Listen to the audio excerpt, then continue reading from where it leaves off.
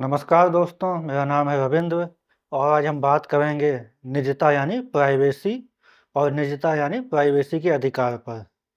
निजता यानी प्राइवेसी का अधिकार यानी राइट टू प्राइवेसी क्या है? इसका ऐतिहासिक महत्व क्या है? और यह भारत के नागरिकों के लिए क्यों महत्वपूर्ण है? इसे जानने के लिए पहले समझते हैं कि निजता यानी प्राइवेसी किसे कहते हैं। निजता या प्राइवेसी का अर्थ है किसी व्यक्ति के निजी जीवन, सूचनाओं और गतिविधियों पर उसका नियंत्रण। मतलब कि वह अपने जीवन के बारे में दूसरों को क्या बताना चाहता है और क्या नहीं। सरल शब्दों में निजता यानी प्राइवेसी यह तय करने का अधिकार है कि आपकी व्यक्तिगत जानकारी जैसे नाम, मोबाइल नंबर, स्थान, बातचीत, फोटो आदि कौन देख सकता है, कौन इस्तेमाल कर सकता है और किस सीमा तक। जैसे जब हम अपने फ़ोन में पासवर्ड लगाते हैं, तब हम अपनी निजता यानी प्राइवेसी की रक्षा कर रहे होते हैं। सोशल मीडिया पर कोई जानकारी पोस्ट करने से पहले यह चुनना कि कौन देख सकता है, निजता पर नियंत्रण यानी कंट्रोल है। निजता यानी प्राइवेसी के 4 प्रकार होते हैं। पहला शारीरिक निजता यानी फिजिकल प्राइवेसी, मतलब आपके शरीर और स्थान से जुड़ी सुरक्षा। कोई भी आपकी अनुमति के बिना आपके घर या अन्य निजी स्थान पर प्रवेश नहीं कर सकता। दूसरा है सूचना की निजता यानी प्राइवेसी ऑफ पर्सनल इंफॉर्मेशंस, आपकी व्यक्तिगत जानकारी सुरक्षित रहना। तीसरा है संचार की निजता यानी प्राइवेसी ऑफ कम्युनिकेशन, आपकी कॉल, मैसेज, ईमेल आदि गोपनीय रहें। चौथा है व्यक्तिगत पसंद की निजता यानी प्राइवेसी ऑफ पर्सनल इंटरेस्ट, मतलब आप किन चीज़ों में रुचि रखते हैं, आपके संबंध, यह निजी रहना। सुप्रीम कोर्ट ने 2017 में निर्णय दिया कि निजता यानी प्राइवेसी का अधिकार यानी राइट टू प्राइवेसी संविधान के अनुच्छेद 21 प्राण और दैहिक स्वतंत्रता का संरक्षण के अधिकार के अंतर्गत एक मूल अधिकार यानी फंडामेंटल राइट है। निजता यानी प्राइवेसी के अधिकार का सवाल तब उठा जब भारत सरकार ने आधार कार्ड को विभिन्न सरकारी योजनाओं और सेवाओं के लिए अनिवार्य बनाना शुरू किया।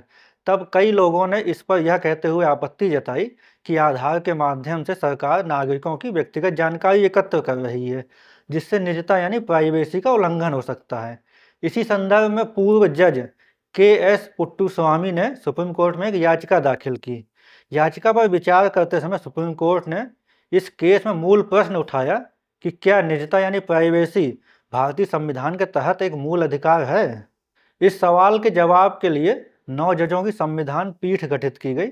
24 अगस्त 2017 को सर्वसम्मति से सुप्रीम कोर्ट की संविधान पीठ ने निर्णय दिया कि निजता यानी प्राइवेसी संविधान के तहत एक मूल अधिकार यानी फंडामेंटल राइट है और यह अधिकार संविधान के अनुच्छेद 21 प्राण और दैहिक स्वतंत्रता के संरक्षण का अधिकार और अनुच्छेद 14 और 19 के अंतर्गत आता है। यह प्राण और दैहिक स्वतंत्रता का एक अभिन्न हिस्सा है। सुप्रीम कोर्ट ने तर्क दिया कि व्यक्तिगत स्वतंत्रता के बिना कोई भी व्यक्ति स्वतंत्र समाज में जी नहीं सकता।